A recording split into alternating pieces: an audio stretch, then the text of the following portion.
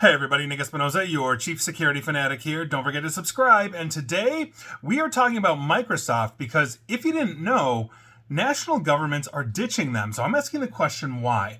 And if you don't know what's going on here, this is an interesting one. And let's dive into this. So let's start with the most recent news on a government that is, quite frankly, just leaving the Microsoft ecosystem. And that would be the northernmost state in Germany. And I apologize to the Germans, but Schleswig-Holstein, I believe I'm pronouncing that correctly. I hope I am. That state has basically started fully removing Microsoft and moving to open source alternatives. They plan to go fully open source, and they've been planning for this as far back as 2017. But it's starting to accelerate. Now, the Danes, interestingly enough, are doing the same thing. Denmark's Tech Modernization Agency also plans to replace Microsoft products with open source software. In an interview with local publication Politiken, Danish Minister for Digitalization Caroline Stage Olsen confirmed that over half of the ministry staff will switch from Microsoft Office to open source next month. That's literally July, with a full transition to open source software by the end of the year. Now, these aren't the only two. France's National Gendarmerie, again, I apologize to the French, began its move to open source in 2004, switching 37,000 desktops from Windows to Linux by 2013. Now, Italy's Ministry of Defense replaced Microsoft Office with open source alternatives on 5,000 machines as part of a broader effort to transition to open source platforms. And also, and I apologize to my Turkish viewers or listeners, the Eyüp Sultan municipality in Istanbul migrated to Linux desktops and open source server infrastructure. China is facing political pressure and sanctions, so they've been leaning heavily into their homegrown developed Harmony OS to replace everything: Windows, Android, Apple iOS, Mac OS, you name it. So the question is, why are they doing this?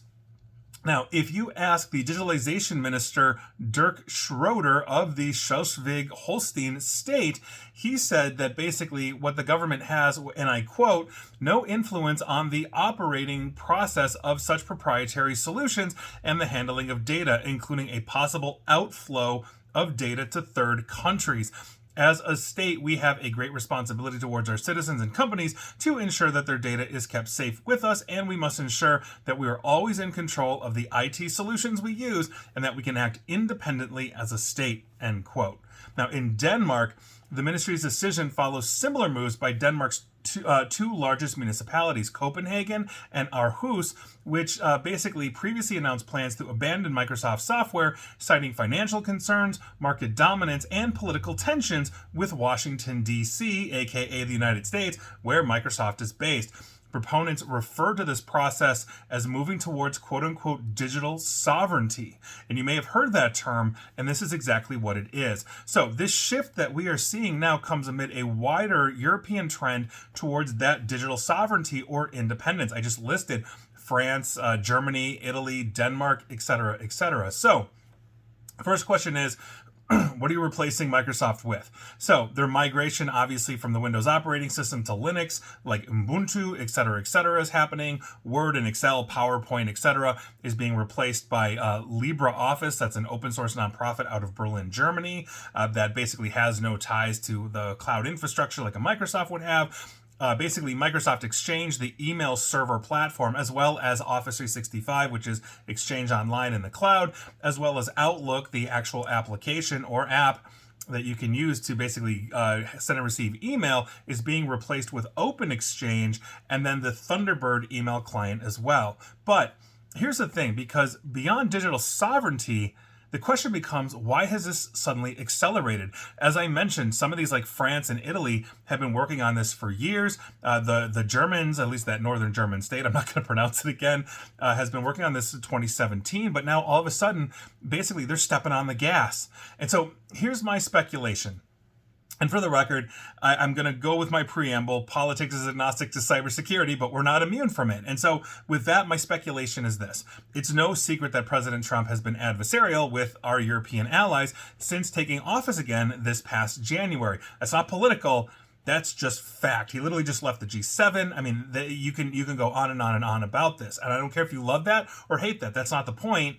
I think this is what's driving it. But that adversarial nature that the president has seems to be coming with some consequences, and Microsoft, Amazon, and other big tech are now starting to take this on the chin. Amazon, for the record, has already started building an independent and isolated AWS, that's Amazon Web Services, their cloud hosting platform, in Europe, as several EU countries started basically the rumblings of ditching American-based cloud platforms because of digital sovereignty, because they didn't want their data that should be sitting in a European data center replicated to the United States. And so now Amazon is coming out saying we're going to have data centers that will not talk in any way, shape, or form to the United States. It's a separate entity in the EU. Microsoft, aside from losing billions in software licensing, as I just mentioned, 37,000 desktops adds up pretty quick, not to mention all of the other technology licensing that they're going to lose, is now also looking at building an EU isolated cloud infrastructure, and has made statements to the effect of something like, paraphrasing, regardless of politics of the day, we will always honor the privacy, etc., of our customers in any nation. So in other words, don't worry if we're American or Chinese or whatever, we're always going to, obviously honor your infrastructure needs and your privacy needs. So these were steps that basically nobody bothered to take previously to January of 2025. And the only change in the international order that's been significant in the past 5 months has been a new American president. And so I think it's easy to see essentially how we can do the math on this to say, yeah, the Europeans are accelerating because they are building that distance. In the same way NATO is looking at fully rearming itself instead of relying on American military for its common defense. And that's probably a really good thing. These countries should have, robust militaries, et cetera, et cetera. So again, it's not political. I don't care if you love or hate the president, but I think this is accelerating that. And quite frankly, I think this is also of greater concern, because if the United States isn't seen as a nation that can basically maintain sovereignty for you, in other words, ensure your privacy right out of the gate with American data centers or American products, then that means that countries around the world are going to look at the EU and start purchasing Microsoft less and moving to more open source platforms. That's good or bad. I happen to like LibreOffice. I think it's pretty good, but I also have Microsoft Office as well. Everybody's on Office 365, but OpenExchange is actually a very good platform too. So we're going to see what happens here, but I think that what we are going to see, especially around the world, is more of a move towards anything that isn't American based, especially when it comes to big tech. That also means that there are advantages to other countries, especially when we're talking about social media. In other words, it's very possible people might start ditching Facebook or Twitter, aka X, or Instagram and all of that, thinking, well, it's an American company, so I don't want an American company data mining me, the EU citizen.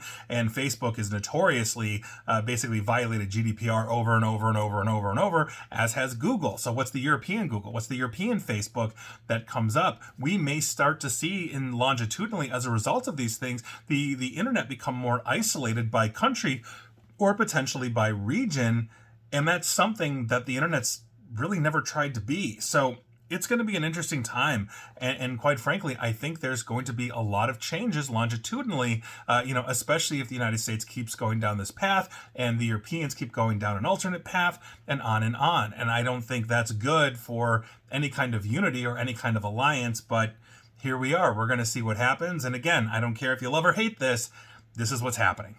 And please like, share, follow me here on Facebook and Twitter at NickAESP, or whatever the EU spins up that I'll sign up for so you can follow me there. And same with YouTube, or the EU YouTube, or whatever that eventually becomes.